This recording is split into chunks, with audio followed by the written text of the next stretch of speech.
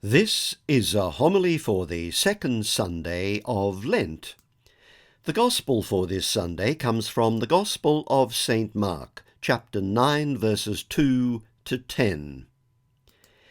If you would like to receive the text of my homilies as a PDF file, please email me at jeffreyplant47@gmail.com. Let's see where we now are. Where we are on our Lenten journey, where we are in Mark's Gospel, and where we are geographically, that is, where today's Gospel is set. Firstly, where are we on our Lenten journey? Last Sunday I gave a brief overview of this year's Lenten journey. On the first Sunday of Lent we joined Jesus in the desert. The Spirit drove Jesus out into the desert and he remained there for 40 days. In the desert he was tempted by Satan. In today's Gospel, Jesus ascends a mountain in the company of Peter, James and John. He is transfigured in their presence, and Moses and Elijah appear to them. Next Sunday, Jesus enters the temple, where he finds people selling cattle and sheep and pigeons, and the money changers sitting at their counters. He makes a whip out of some cord and drives them all out of the temple. On the fourth Sunday of Lent, Jesus tells Nicodemus that the Son of Man must be lifted up, as Moses lifted up the serpent in the desert, so that everyone who believes may have eternal life in him. On the fifth Sunday of Lent, Jesus says that the hour has come for the Son of Man to be glorified. I tell you most solemnly, unless a wheat grain falls on the ground and dies, it remains only a single grain. But if it dies, it yields a rich harvest. So today we ascend a high mountain with Jesus in the company of Peter, James and John. Jesus is transfigured and Elijah appears to them with Moses. Secondly, let's situate the Transfiguration within Mark's Gospel. Mark's Gospel begins with a brief prelude. The prelude consists of the proclamation of John the Baptist. Jesus is then baptized by John in the River Jordan, and finally Jesus is driven by the Spirit into the desert for 40 days, and there he is tested by Satan. The prelude is followed by an account of Jesus' ministry in the Galilee region. Jesus and the disciples then begin the journey to Jerusalem for the feast of Passover. Jesus enters the holy city of Jerusalem on the day that we now celebrate as Palm Sunday. Mark then gives us a day-by-day account of the last week in the life of Jesus. Today's Gospel is set on the way to Jerusalem. The journey to Jerusalem really begins at Caesarea Philippi. One key word that Mark uses is hodos, which means way. There's a certain ambiguity in Mark's use of this word. It can mean road, so Jesus and the disciples are on the road to Jerusalem, but in Mark's Gospel it also refers to the way of discipleship. It's interesting to note that the earliest Christians were known as followers of the way. Keep in mind that Jesus and the disciples are travelling to Jerusalem to celebrate the feast of Passover. That becomes an interpretive key to understanding the meaning of Jesus' death. Jesus chose Passover. Finally, where is today's Gospel set? Mark tells us that 6 days later Jesus took with him Peter and James and John and led them up a high mountain on their own by themselves. If we were to ask Mark which mountain he's referring to, I'm almost certain he'd tell us that we're asking the wrong question. The mountain, he would surely say, is a theological rather than a geographical setting. Mountains in the Scriptures are often a setting for an encounter with the divine, a place of closeness with God. However, it wasn't very long before Christian tradition, especially in an age of pilgrimage, sought a geographical as well as a theological setting, even though none of the evangelists name the mountain. So, over the centuries, two contenders have emerged. Firstly, Mount Hermon, which is over 2,040 metres high. It's just over 6 miles or 19 kilometres to the north of Caesarea Philippi. Mark tells us that Jesus cures a blind man at Bethsaida. The disciples then journey northwards to Caesarea Philippi. It is here that Jesus asks the disciples, "Who do you say that I am?" It is also here that we have the first of the 3 predictions of the Passion. Mark then gives us his account of the Transfiguration, telling us that it took place after 6 days. We'll come back to the significance of these 6 days. As we'll see in a moment, Mark is subtly alluding to Moses' ascent of Mount Sinai after 6 days. Mark then tells us that after leaving that place, they made their way through Galilee, eventually arriving at Capernaum. The second contender for the site of the Transfiguration is Mount Tabor, to the southwest of the Sea of Galilee. Mount Tabor is about 575 metres high. In this photograph you can see Mount Tabor in the foreground and Mount Hermon in the background. The graph gives you an idea of the comparative size of both mountains. So Jesus and the disciples leave Bethsaida, travelling northwards to Caesarea Philippi. They would then travel southwards to Mount Tabor. This scenario means that Jesus and the disciples, on their way to Jerusalem, then backtrack, since Mark tells us that they come to Capernaum after the Transfiguration. For this reason, Mount Hermon would seem to be a more logical site for the Transfiguration. However, as early as the 4th century, Christian tradition had settled upon Mount Tabor, and a basilica commemorating the Transfiguration was soon built there. Early pilgrims used to climb the difficult slope of the mountain, aided by 4,300 steps cut into the rock. By the 6th century, there were already 3 churches on Mount Tabor.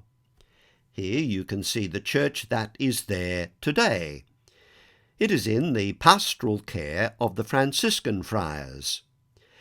The choice of Mount Tabor as the site of the Transfiguration was probably dictated by reasons of convenience. Mount Hermon is much further to the north, and pilgrims would certainly have found it a far more rugged and arduous climb, with icy alpine conditions at the summit. Mount Tabor is more accessible and closer to other pilgrimage sites around the Lake of Galilee, such as Nazareth, Cana, and Capernaum. Here is the interior of the present church on Mount Tabor. But once again, I'm fairly confident that Mark would tell us that our quest to discover which mountain was the site of the Transfiguration is a distraction. All we need to know is that the Transfiguration occurred on a mountain, and Mark wants us to understand what happened on the Mount of Transfiguration by looking closely at the encounter between God and Moses on Mount Sinai. But before we do that, let me share with you an insight from New Testament scholar Richard Hayes. Jesus and his first followers were Jews. whose symbolic world was shaped by Israel's scripture. Their categories for interpreting the world and their hopes for God's saving action were fundamentally conditioned by the biblical stories of God's dealings with the people of Israel. Therefore, it is not surprising that as the earliest Christian communities began to tell and retell stories about Jesus, they interpreted his life, death, and resurrection in relation to those biblical stories. That is, the texts that Christians later came to call the Old Testament. So, 3 important points. Firstly, the symbolic world of the earliest Christians was shaped by Israel's scripture. Secondly, the categories they used to interpret the world and their hopes for God's saving action were fundamentally conditioned by the biblical stories of God's dealings with the people of Israel. Thirdly, as the earliest Christian communities began to tell and retell stories about Jesus, they interpreted his life, death, and resurrection in relation to those biblical stories, the texts that Christians later came to call the Old Testament. Hayes continues, the authors of the 4 canonical Gospels were the heirs of this tradition of storytelling, and they shared the early Christian community's passionate concern, a concern that, as far as we can tell, goes back to Jesus himself, to show that Jesus' teachings and actions, as well as his violent death and ultimate vindication, constituted the continuation and climax of the ancient biblical story. Let's see how Mark's Gospel is doing that by subtly setting the ministry of Jesus against the backdrop of the Exodus story. In the prelude, Mark gives us a brief account of the baptism of Jesus in the waters of the Jordan and his temptation in the desert. By juxtaposing these 2 episodes, Mark is making a theological statement. Jesus' baptism in the Jordan before he begins his public ministry evokes the people of Israel passing through the waters of the sea as the great Exodus journey begins. And just as Jesus was tested in the desert, the 40-year journey in the desert is also a time of testing for God's people. So at the very beginning of the Gospel, Mark is announcing that a new and greater Exodus is underway. Today's Gospel continues the Exodus motif. Moses received a revelation from God on Mount Sinai, and on the Mount of Transfiguration God acknowledges Jesus as his Son, the Beloved. Let's now see in a little more detail how Mark subtly links his account of the Transfiguration with the story of Moses on Mount Sinai. In chapter 24 of the book of Exodus we read, Then he, that is God, said to Moses, Come up to the Lord, you and Aaron, Nadab and Abihu. The Lord said to Moses, Come up to me on the mountain. Moses then went up the mountain. Cloud covered the mountain. The glory of the Lord rested on Mount Sinai, and the cloud covered it for 6 days. On the 7th day, the Lord called to Moses from inside the cloud. Now let's listen to Mark's account of the Transfiguration. After 6 days, Jesus took with him Peter and James and his brother John, and led them up a high mountain on their own. Suddenly a bright cloud covered them with shadow, and suddenly from the cloud there came a voice which said, This is my Son, the Beloved, listen to him. Let's pause there for a moment to note the similarities between the 2 stories. Moses is named along with three individuals, Aaron, Nadab, and Abihu. Jesus is named along with three individuals, Peter, James, and John. The book of Exodus tells us that it is the seventh day. Mark tells us that the Transfiguration occurs after 6 days, that is, on the seventh day. Both stories are set on a mountain, and on both mountains God speaks as a voice from the cloud on the seventh day. When Moses came down from Mount Sinai, the skin of his face was radiant, and when Aaron and all the Israelites saw Moses, they were afraid to go near him. In the presence of Peter, James, and John, Jesus was transfigured. His clothes became brilliantly white, whiter than any earthly bleacher could make them. Elijah appeared to them with Moses, and they were talking to Jesus. Then Peter spoke to Jesus. "Rabbi," he said, "it is wonderful for us to be here. So let us make 3 shelters, one for you, one for Moses, and one for Elijah." He did not know what to say. They were so frightened. In both stories, the central figure becomes radiant. Moses on Mount Sinai and Jesus on the Mountain of Transfiguration. And those who witnessed the scene were afraid. God's voice coming from the cloud says of Jesus, "This is my Son, the Beloved. Listen to him." This calls to mind the promise that Moses makes to the people. "From among yourselves, from among your own brothers, the Lord your God will raise up a prophet like me. You shall listen to him." On the Mount of Transfiguration, Moses and Elijah suddenly appear talking with Jesus. Peter then says, "Rabbi, it is wonderful for us to be here, so let us make 3 shelters, one for you, one for Moses, and one for Elijah." The word shelter is a translation of the Greek word skene, which also means tent. It is the same word that the Septuagint uses for the shelters that the people are to make on the feast of Sukkot. The Hebrew word Sukkot can be translated in a number of ways: booths, tabernacles, shelters, huts, or tents.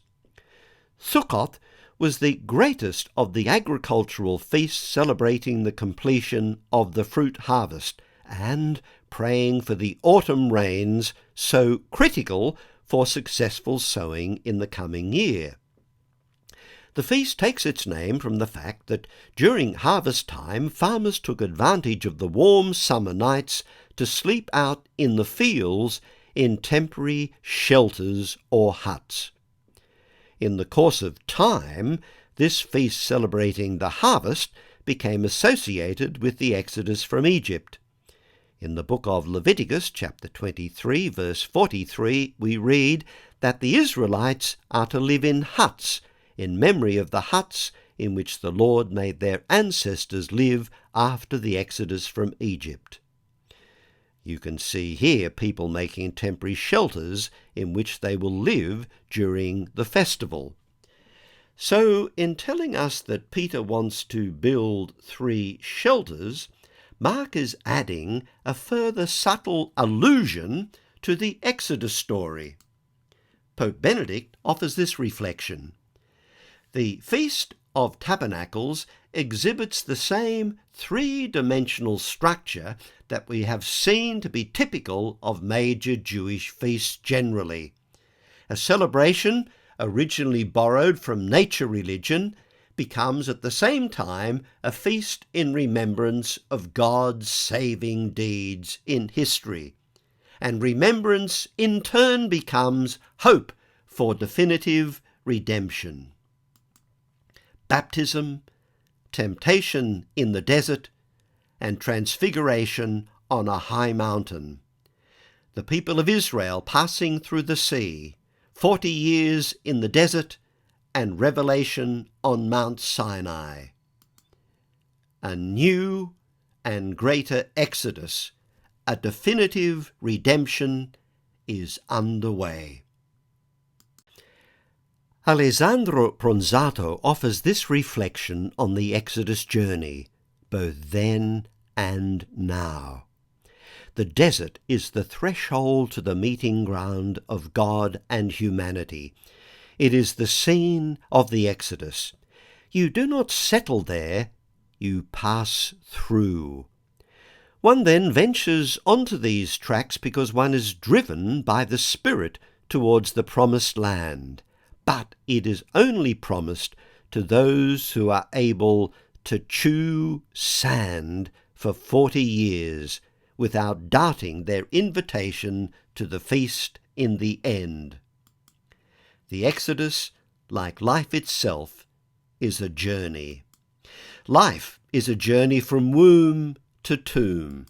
It is a journey with its ups and downs. And we could also use a spiral staircase as a metaphor for life. This metaphor suggests that what we do from one day to another, 1 week, 1 month, 1 year to another, might not be all that different. But hopefully, with each revolution, we grow in wisdom and understanding. That insight is captured in a verse by the Anglo-American poet T.S. Eliot. He once wrote, "We shall not cease from exploration, and the end of all our exploring will be to arrive where we started and know the place for the first time." Isn't it true that we often look back on past events and with the wisdom of hindsight we can say, now I understand what that was all about. We had the experience, but we missed the meaning. In a recent book, The Second Mountain, the American author David Brooks suggests another metaphor for life's journey. As the title suggests, life's journey has a 2-mountain shape to it. What are the 2 mountains? The first mountain could be called ambition. I want a good education, to get a well-paid job at which I am successful. I want to find the ideal partner in life. I want to own my own house and car. I want to be financially secure. I want to move in the right social circles and be well thought of. I want to ensure that my children have a good education. I want to be happy. Ambition is important, but the shadow side of ambition is that it's all about me. David Brooks makes this observation: I now think the rampant individualism of our current culture is a catastrophe. The emphasis on self, individual success, self-fulfillment, individual freedom, self-actualization is a catastrophe. That's why many people who make it to the top of the first mountain find that there's something missing. Then something happens. Some people get to the top of that first mountain, taste success, and find it unsatisfying. Is this all there is? They wonder.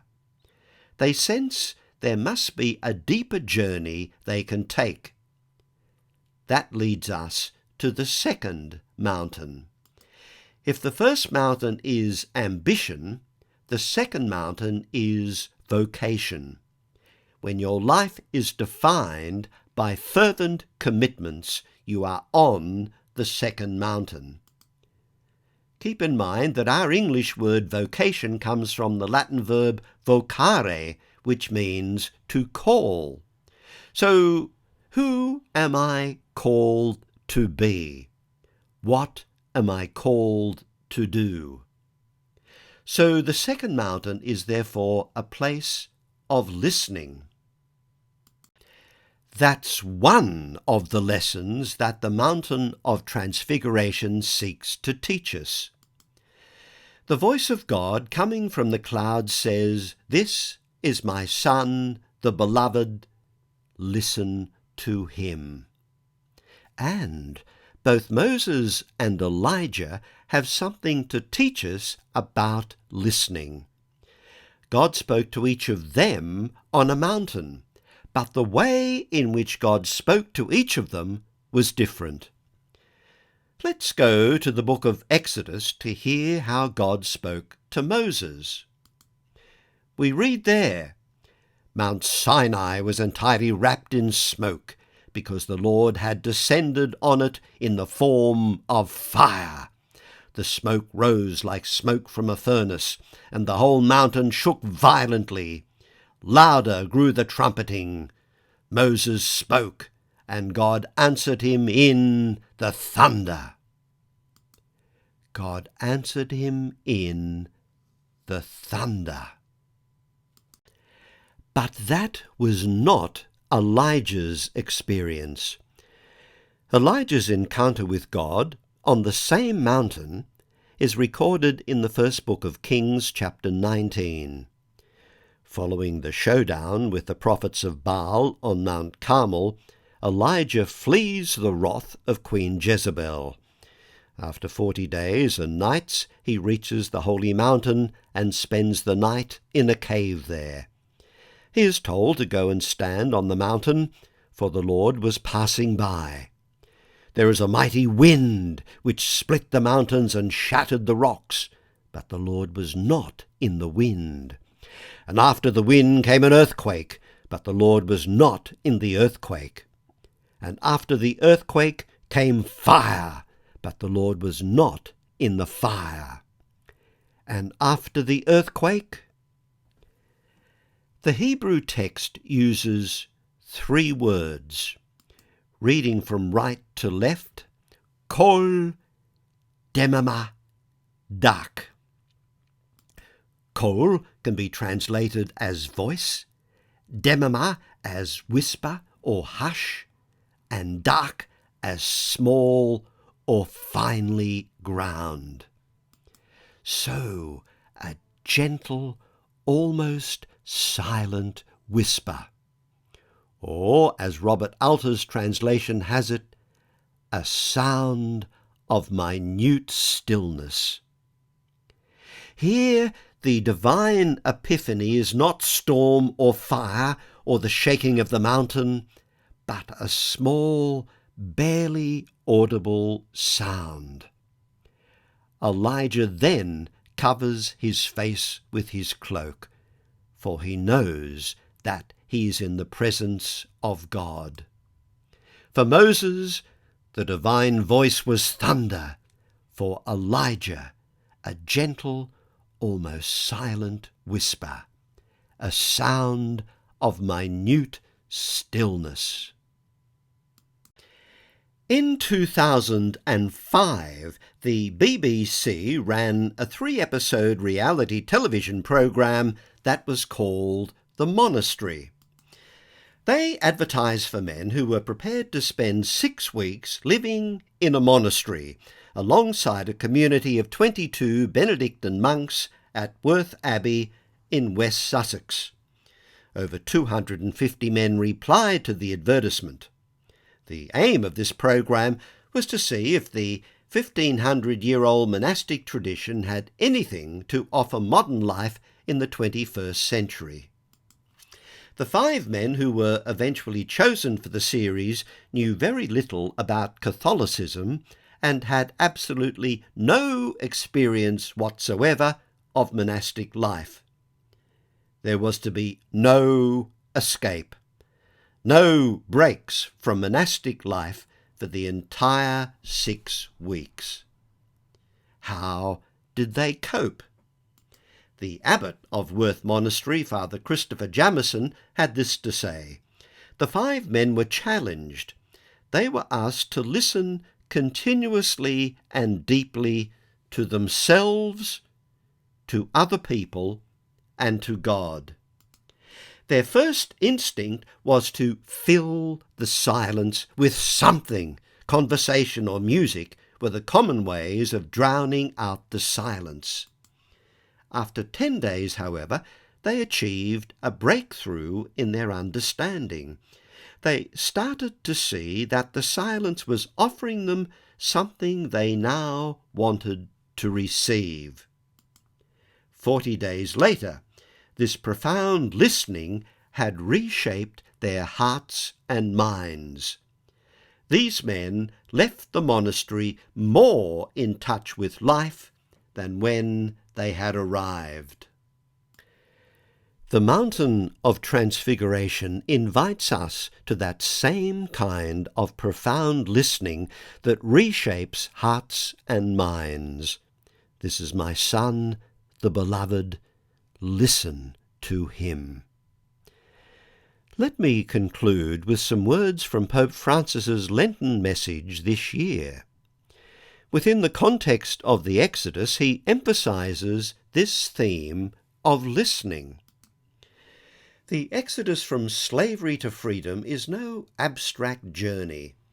If our celebration of Lent is to be concrete, the first step is to desire to open our eyes to reality. When the Lord calls out to Moses from the burning bush, he immediately shows that he is a God who sees and, above all, hears. I have observed the misery of my people who are in Egypt. I have heard their cry on account of their taskmasters. Indeed, I know their sufferings, and I have come down to deliver them from the Egyptians, and to bring them up out of that land to a good and broad land, a land flowing with milk and honey. Today, too, the cry of so many of our oppressed brothers and sisters rises to heaven. Let us ask ourselves, do we hear that cry? Does it trouble us? Does it move us? All too many things keep us apart from each other, denying the fraternity that, from the beginning, binds us to one another.